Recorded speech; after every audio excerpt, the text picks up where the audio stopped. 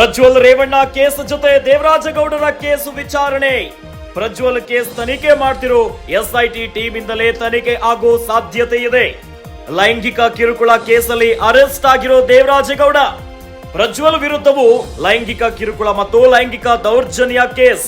ಪ್ರಜ್ವಲ್ ವಿರುದ್ಧ ಲೈಂಗಿಕ ಕಿರುಕುಳ ಆರೋಪ ಮಾಡಿದ್ದ ದೇವರಾಜಗೌಡ ಅರೆಸ್ಟ್ ಆಗಿದ್ದಾರೆ.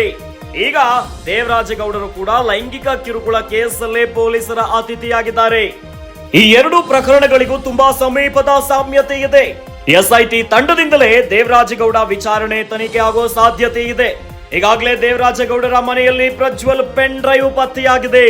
ಡಿಕೆಶಿ ಎಚ್ಡಿಕೆ ಜೊತೆಗಿನ ಮಾತುಕತೆಯ ಆಡಿಯೋ ಕ್ಲಿಪ್ ಕೂಡ ಪತ್ತೆಯಾಗಿದೆ. ಹೀಗಾಗಿ ಪ್ರಜ್ವಲ್ ಪೆನ್ ಡ್ರೈವ್ ಕೇಸಲ್ಲೂ ದೇವರಾಜಗೌಡರಿಗೆ ಸಂಕಷ್ಟ ಎದುರಾಗ್ತಿದೆ. ಪ್ರಜ್ವಲ್ ರೇವಣ್ಣ ಕೇಸ್ ಜೊತೆ ದೇವರಾಜಗೌಡರ ಕೇಸ್ ಕೂಡ ವಿಚಾರಣೆ ಆಗುವ ಸಾಧ್ಯತೆ ಇದೆ. ಯಾಕಂತಂದ್ರೆ ಪ್ರಜ್ವಲ್ ಕೇಸನ್ನ ತನಿಖೆ ಮಾಡ್ತಿರೋ ಎಸ್ಐಟಿ ಟೀಮ್ ಇಂದಲೇ ದೇವರಾಜಗೌಡರ ಕೇಸ್ ತನಿಖೆ ಮಾಡೋ ಸಾಧ್ಯತೆ. ಇಬ್ಬರು ಕೂಡ ಲೈಂಗಿಕ ಕಿರುಕುಳ ಕೇಸಲ್ಲೇ ಅರೆಸ್ಟ್ ಆಗಿರೋದು. ಪ್ರಜ್ವಲ್ ರೇವಣ್ಣ ವಿರುದ್ಧ ಲೈಂಗಿಕ ಕಿರುಕುಳ ಮತ್ತು ಲೈಂಗಿಕ ದೌರ್ಜನ್ಯ ಕೇಸ್ ದಾಖಲಾಗಿದೆ. ಇದೇ ರೀತಿ ದೇವರಾಜಗೌಡರು ಕೂಡ ಲೈಂಗಿಕ ಕಿರುಕುಳ ಕೇಸಲ್ಲೇ ಅರೆಸ್ಟ್ ಆಗಿದ್ದಾರೆ. ಇವೆರಡೂ ಪ್ರಕರಣಗಳನ್ನ ನೋಡಿದ್ರೆ ಸಮೀಪದ ಸಾಮ್ಯತೆ ಕೂಡ ಎದ್ದು ಕಾಣ್ತಾ ಇದೆ. ಹೀಗಾಗಿ ಎಸ್ಐಟಿ ತಂಡದಿಂದಲೇ ದೇವರಾಜಗೌಡರ ವಿಚಾರಣೆ ಆಗೋ ಸಾಧ್ಯತೆ ಇದೆ. ಇನ್ನು ದೇವರಾಜಗೌಡರ ಮನೆಯಲ್ಲಿ ಪ್ರಜ್ವಲ್ ಪೆನ್ ಡ್ರೈವ್ ಕೂಡ ಪತ್ತೆಯಾಗಿದೆ.